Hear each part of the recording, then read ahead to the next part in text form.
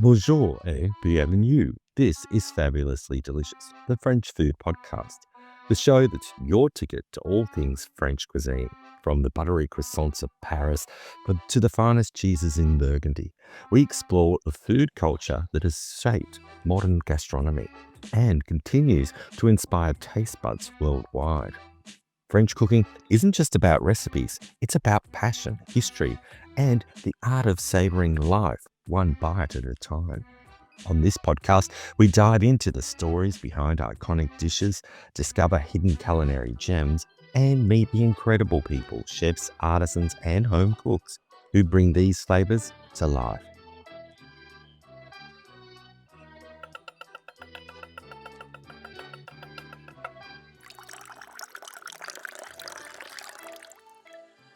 I'm your host, Andrew Pryor. Enchanté. Enchanté.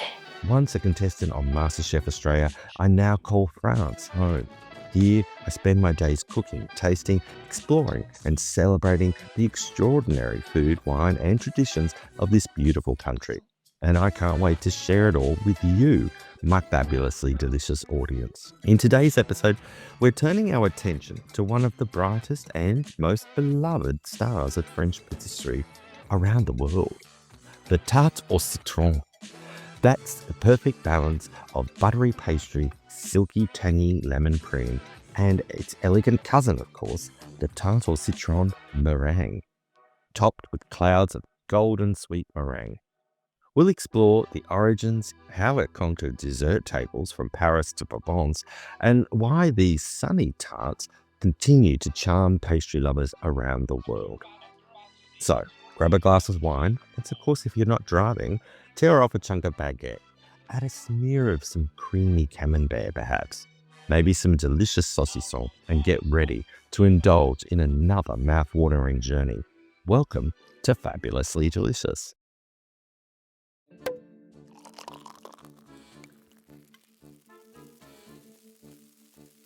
In French, the name for a lemon tart is tarte au citron, pronounced tarte, T-A-R-T-E, or A-U, citron, C-I-T-R-O-N, which translates literally to tart with lemon.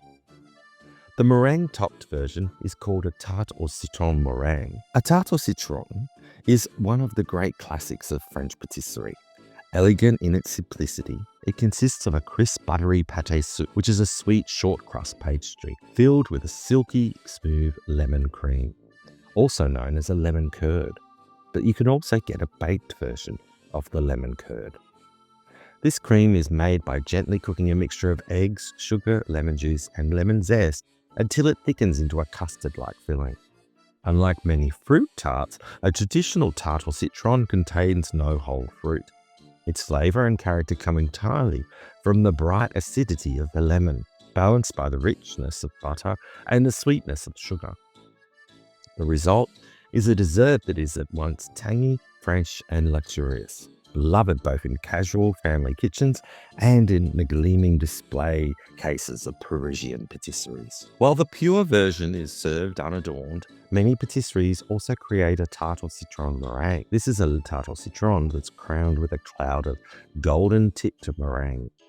This variation mixtures three textures: the crisp pastry base, the creamy citrus filling, and the airy sweetness of the meringue, creating a striking visual and flavour contrast. The origins of this style can be traced to centuries-old European experiments with meringue-topped fruit desserts. But in France, it became especially popular in the 19th and 20th centuries. Today, whether plain or meringue-topped, tarte au citron is found everywhere, from corner bakeries to Michelin-starred restaurant dining rooms, and remains a shining example of how French pastry can transform just a few simple ingredients into something utterly unforgettable. The English have a long history with lemon-based desserts, and their influence on the tarte au citron is significant. In the 18th century, British cooks developed lemon curd, a tangy sweet mixture of eggs, sugar, and lemon juice, which quickly became a favourite filling for pastries and tarts. Initially, lemon curd was quite different from the silky versions we now know today. It was made by using lemon juice to separate curds from cream. resulting in something more akin to a fruit cheese. Over time, techniques evolved and the custard-like curd familiar to modern bakers today emerged. Lemon tarts became popular across Britain, particularly among the upper classes, as citrus fruits were still considered a luxury. This tradition of pairing buttery pastry and a zesty lemon filling would eventually inspire continental interpretations, laying the groundwork for the French tarte au citron. Then we have the Italian connection. This is not so much in the lemon filling, but in the airy crown of meringue that would later grace many of these lemon tarts.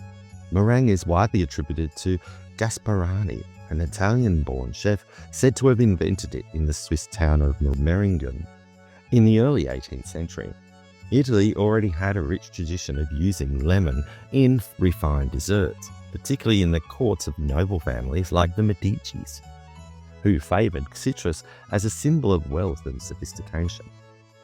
By the time the meringue made its way across Europe, pastry chefs began experimenting with it as a decorative and textural element. With this light, cloud-like confection was paired with tangy lemon cream in a pastry shell, it created the basis of what would later become the lemon meringue pie, a dessert that, while perfected in other countries, owes part of its identity to Italian culinary artistry.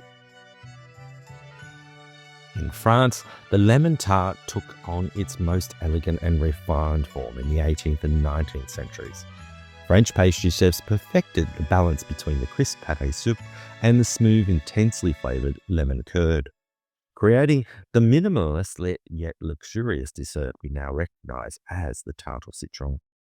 Contrary to modern expectations, the classic French version did not originally include meringue. This was considered an optional embellishment rather than a defining feature. Nevertheless, meringue-topped versions began appearing in French patisseries in the 19th century, catering to customers who enjoyed the dramatic contrast of textures and the visual flourish. By the late 19th century, tarte au citron, both plain and meringue versions, had become a staple in Parisian tea rooms and fine restaurants, solidifying its place as an enduring icon of French pastry culture.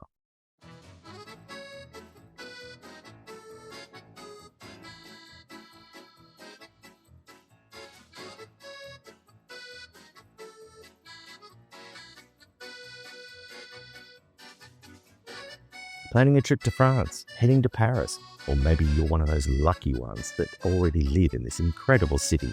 Whether you're planning your dream foodie adventure or just looking to savour the best that Paris has to offer, I've got you covered. After years of living in and indulging my way through the city of lights, love and good food, I'm thrilled to share all my delicious discoveries with you, my fabulously delicious audience. If you love French food as much as I do, then I think that this book is made for you. Introducing the 2025 edition of Paris, a fabulous food guide to the world's most delicious city. This isn't just an update, it's a celebration of all things food in Paris. Packed with even more hand-picked recommendations, the guide now features expanded sections for restaurants, cafes, bars, fromageries, boulangeries, and patisseries. Plus, I've added exciting new sections for vegan and vegetarian options, dining with a view, and a revamped and expanded food walking tour to help you explore the city bite by bite. With over 400 listings, including iconic food streets, gourmet supply stores, wine bars, and more, this guide is the ultimate companion for anybody craving a true taste of Paris. Whether you're hunting down flaky croissants, creamy cheeses, or a perfectly poured cafe creme, you'll find it all inside. Grab your copy today at andrewpryorfabulously.com, where you can order a signed and gift packaged version, perfect for food-loving friends or family, or head to Amazon, where it's available in print and a Kindle version as well for instant foodie inspiration. Bon appetit and happy exploring, mes amis.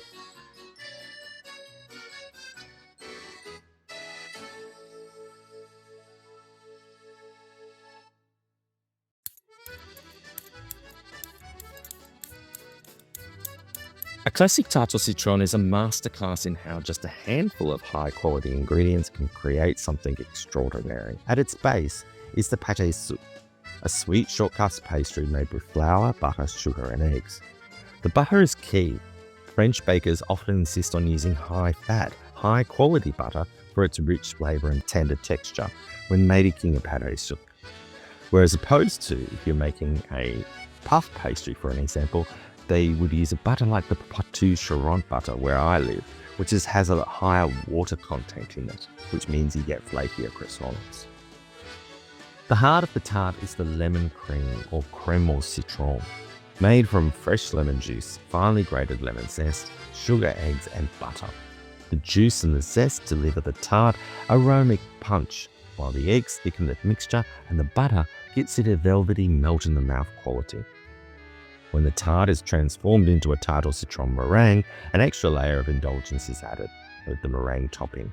This is typically made from egg whites and sugar, whipped until they form firm, glossy peaks.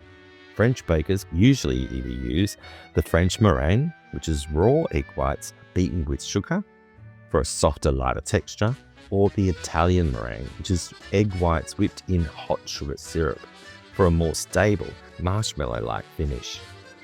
The meringue is then piped or spooned over the lemon filling and lightly browned, either in the oven or with a blowtorch, to create golden peaks that add both visual, drama, and a sweet counterpoint to the lemon's sharp acidity. Together, these ingredients form a dessert that's all about balance, richness against freshness, crunch against creaminess, and sweetness against tang. Lemons have a history stretching back over 4,000 years, with their origins traced to the foothills of northeast India.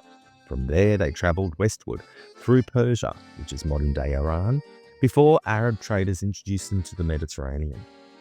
By the 2nd century AD, lemons were known in the Roman Empire, though they remained a rare luxury for centuries. The fruits spread across Europe accelerated during the Islamic Golden Age, particularly through cultivation between the 8th and 15th centuries.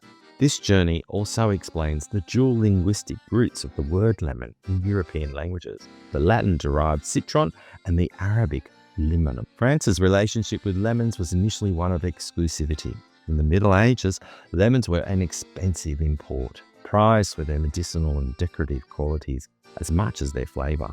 They were used sparingly in court kitchens and apothecaries, often appearing in preserved form as part of elaborate feasts. Coastal regions in the south, particularly along the French Riviera, eventually began cultivating lemons in small quantities, thanks to their mild climate. By the 17th and 18th centuries, lemons were more accessible to wealthy households and chefs, inspiring a growing number of citrus-based recipes and French cookbooks. Still, for much of history, lemons remained a sign of refinement and exoticism on the French table. One of the most famous French lemon growing regions today is Menton, near the Italian border, where the microclimate allows year-round cultivation of sweet, fragrant lemons. Menton's lemons are celebrated for their thick, low acidity and perfumed aroma, and have even inspired the town's annual Fête de Citron, a lemon festival, held since 1934. Love French food and curious about the stories behind it? Then you definitely want to follow me on Instagram, where I'm sharing bite-sized videos on the fascinating history of French cuisine. From iconic dishes to quirky culinary traditions, there's always something fabulous to discover. Plus, you'll get behind-the-scenes peeks at my life here in France. Think cobblestone streets, cheese shops, and a lot of delicious detours. Follow me at Andrew Pryor Fabulously on Instagram and Threads. Your appetite and your inner history nerd will thank you.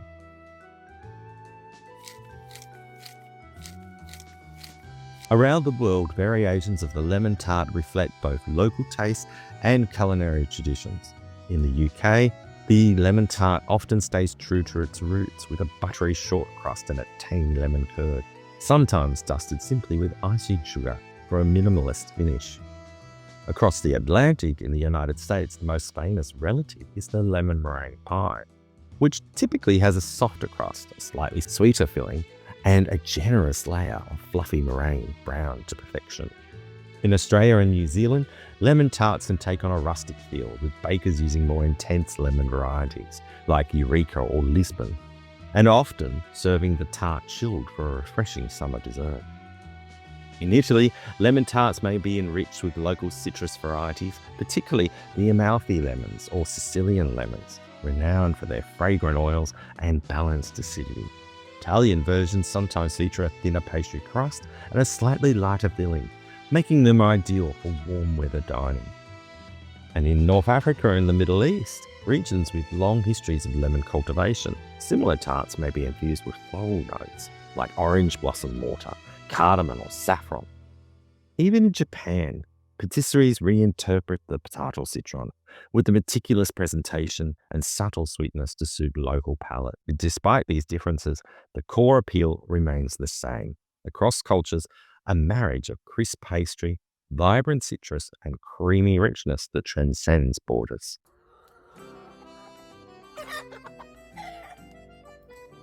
French writer Jean Ginot, known for his love of Provence and nature, says, "Le parfum de citron est une promesse d'été et de soleil." The scent of lemon is a promise of summer and sunshine. A beautiful reflection on how lemons evoke warmth and happiness in French culture, I would say.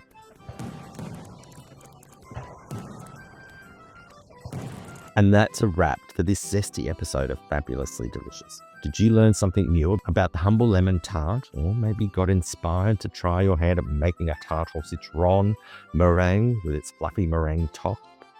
I'd love to hear your thoughts, whether it's a fun fact, a favorite lemon dessert, or simply your love for all things French food. Slide into my DMs at Andrew Pryor Fabulously on Instagram, or drop me a line at contact@andrewpryorfabulously.com. Let's chat about lemons, tarts, or any delicious topic that tickles your taste buds. If you enjoyed this episode today, please share it around with your family, friends, or anybody who loves French cuisine as much as we do. Your support keeps the Fabulously Delicious journey going strong. If you're feeling extra fabulous, leaving a review would mean the world.